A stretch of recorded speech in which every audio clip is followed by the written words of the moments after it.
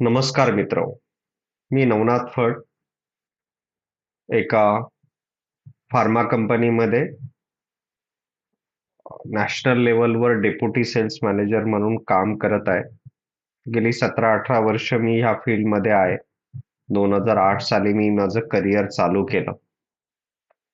आज तुमच्याशी बोलण्याचं कारण इतकंच आहे. फार कमी मराठी तरुण या फील्डमध्ये आहेत. मेडिकल रिप्रेझेंटेटिव्ह या क्षेत्रामध्ये आहे. आता वाढतायत. अजूनही त्यात वाढ होण्याची फार गरज आहे.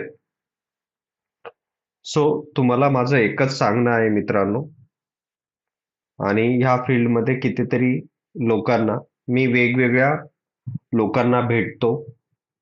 एच ओ म्हणजे ऑफिस मधले लोक असतात त्यांना भेटतो. क्लायंट जे डॉक्टर कस्टमर आहेत, डिस्ट्रीब्युटर चॅनल पार्टनर आहेत, सो अशा लोकांना भेटतो. सो आज आपण कधीतरी रडतो, मला प्रमोशन नाही भेटत आहे, माझा बॉस माझा ऐकून नाही घेते, किंवा माझे प्रॉब्लेम सॉल्व्ह नाही होते, किंवा मला करिअरच्या संधी नाही भेटत आहे. पण मी आज जे काही बघतोय फील्डमध्ये, किंवा दोन पायऱ्या पुढे जाऊन आपण बघायचं म्हटलं, तर आजही खूप निपुण असणाऱ्या, म्हणजे स्किलफुल असणाऱ्या लोकांची फार गरज आहे मार्केटमध्ये.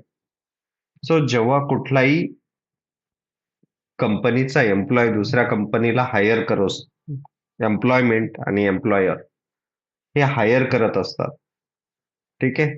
तेव्हा ते ही गोष्ट बघत असतात, मी ज्या माणसाला कंपनीमध्ये घ्यायचा प्रयत्न करत आहे किंवा मी बघत आहे, तो त्या पोझिशनसाठी योग्य आहे, तेवढा स्किलफुल आहे, त्याचं प्रेझेंटेशन कसं आहे, तो किती स्किलफुल आहे, ह्या गोष्टींची तो जाणीवपूर्वक चौकशी करत असतो. आणि ह्या गोष्टीमध्ये तुम्ही निपुण होण्यासाठी काय करायला पाहिजे? फार जास्त काही करण्याची गरज नाही. तुमच्या संभाषण कलेकडे लक्ष द्या. म्हणजे कम्युनिकेशन स्किलकडे लक्ष द्या. कारण तुमच्या मनातल्या ज्या आयडिया आहेत, त्या तुम्हाला मांडण्याची आणि त्याचं प्रेझेंटेशन वेगळ्या पद्धतीने किंवा एक वेगळ्या मार्गाने छानपैकी सुंदर करण्याची कला तुम्ही जर जोपासली, तर नक्कीच तुम्हाला त्याचा फायदा होईल. आणि नुसतं बोलण्याने फार काही होत नाही.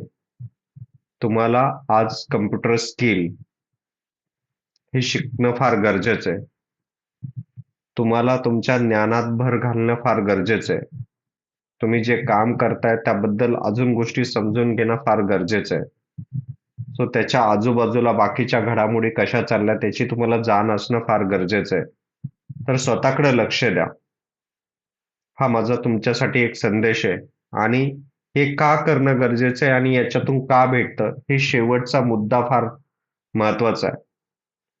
मी माझे 15-16 वर्ष रेग्युलर जे काय माझे प्रमोशन झाले, इन्क्रिमेंट झाले, त्यातून तर झालंच, माझा जो काही विकास व्हायचा होता, जे काही माझी कामाची निपुणता होती त्यामधून झालं. पण गेल्या 2 वर्षामध्ये, स्पेशली ह्या 1.5 वर्षामध्ये, मी ठरवलं की नाही, मला स्वतःला बदलायचं.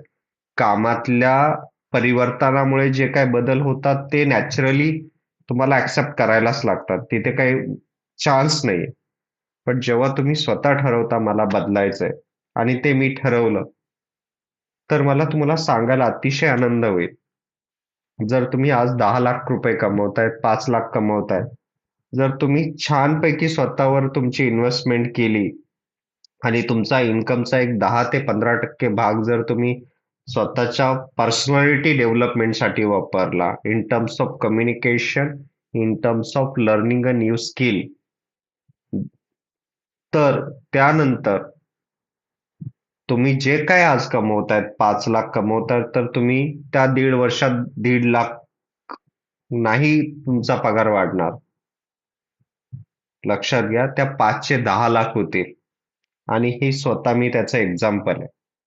जर तुम्हाला तुमचं इन्कम डबल करायचं असेल, तर स्वतःवर इन्व्हेस्टमेंट करा. सो माझा मैत्रीचा आणि एक भावाचा सल्ला तुमच्यासाठी आहे, तुमच्या कम्युनिकेशन कडे लक्ष द्या.